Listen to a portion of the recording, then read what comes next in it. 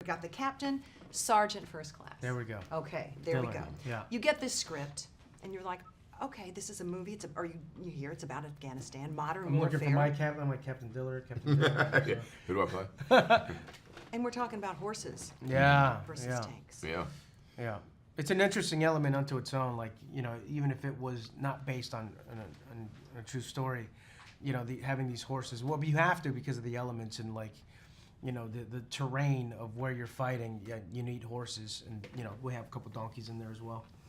I don't remember seeing the donkeys. Yeah, there were some donkeys. Like, you know, there were when we were up in the hillside. There's a couple aerial shots actually, and they're, you know, carrying supplies. I mean, just the sort of visual aesthetic and the style of warfare and so on. That was a big, you know, attraction for me. What I thought was going to be incredibly unique was we know, you know, that this sort of terrain and this type of story. We don't know this particular story and this mission, but to have sort of First World War cavalry charges, you know, in this day and age was that one line, that pitch from the producers was instantly something I thought, oh, feels unique and special. It's almost unbelievable. It really is. Yeah. Well, I mean, even if you take a look at the title, 12 Strong, so it's like, you know, right after 9/11, you know, everyone's hearts were broken, all the Americans were hurting for sure. And then these 12 guys, you know, it was a kind of a new tactic to go in and have 12 guys do reconnaissance and then, you know, call in airstrikes or whatnot. And you have to get close in order for that, you know, technology to work. You know, it's pretty crazy to have 12 guys leading this charge and taking up the city.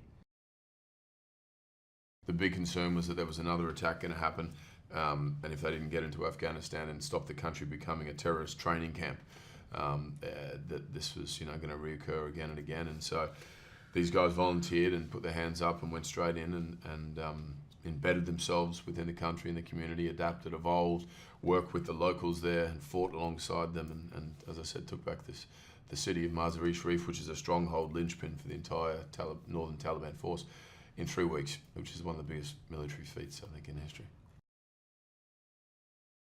Did you get to meet your counterparts? I didn't. He was, you know, the two guys actually came on set, which was pretty cool. I mean, but it was great just to hear the stories and, you know, what they were able to recall, which is just about everything. And any questions that I had, like, they were able to answer them pretty.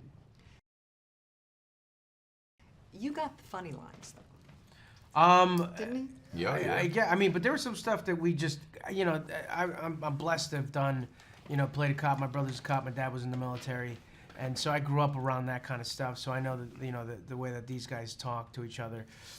And they ruffle each other's feathers just for the fun of it. But, you know, there's sometimes where there's a lull and you have to wait that, like, guys would just, you know, be guys, whatever. I mean, they're still alive. And I think that that's important in a movie, like putting in some real-time humor. Because if not, then, it's just going to be a depressing And we also, there was so much sort of coordinating and detail and sort of the logic around the mission and so on. And the script was fantastic, but we certainly needed that added sort of connective tissue, which Michael was hugely sort of capable of doing and responsible for.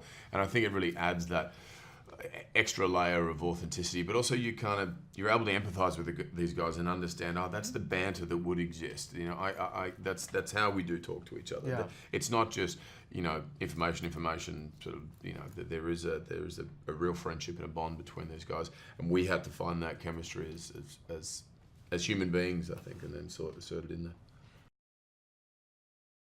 You're on the set. Yeah. Horses, explosions, dust, sand, dirt, smells, I'm sure. Smells. Smells. Didn't shower. A lot of guys went method on this, didn't shower. Still haven't. But was that tough? Till the premiere, right? Yeah, it really is. You know, For sure. Yeah. I gotta tell you, like, this, you know, I don't know how it was, but I'm like, the director loved smoke. Couldn't get enough smoke. Dirt, blood, smoke. Yeah, exactly. Horses. It was as dirty and busy as possible. Dust, for sure. Yeah, fine dust. But it was smoky a lot, and it was. That was tough unto itself, you know. But we had to, you know, that was Nicolai's approach the whole time, was to make this as real and gritty as possible and just throw us in the center of it. And you know, none of us had really. I had a little bit of horse riding experience, but a lot of the guys didn't, and so we did a bunch of training. But they kept saying, make sure you train with your packs and your gear and your guns. I'm like, yeah, I'll do that later. So we were training in our sort of casual gear, and then get on set, and we're in full armor and so on, and that was that was interesting. But these guys that's what they were doing, going through. Were you a horse rider before? I mean, had you ridden? I mean, come on, does it look like I was? No, it didn't. Jesus Christ. Well, that and a motorcycle. I mean, you've had kind of a tough year. Yeah, I mean, tough year, huh?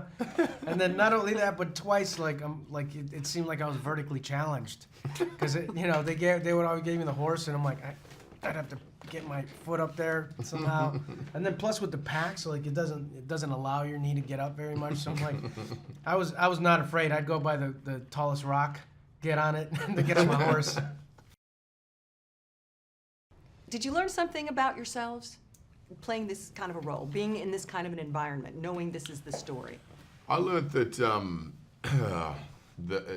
mean, I had such a great respect for men and women who live this life and are soldiers, and I learned that I don't know how that I could ever do it. Do you know what I mean? And as much as I sort of think, oh yeah, I could be a part of that and whatever, I just had even greater respect for the armed forces and people in the military through this sort of small experience to sort of go, wow, it takes a certain type of person to put themselves in harm's way and risk their life for our safety. And most days I felt like that, you know. Yeah, for sure.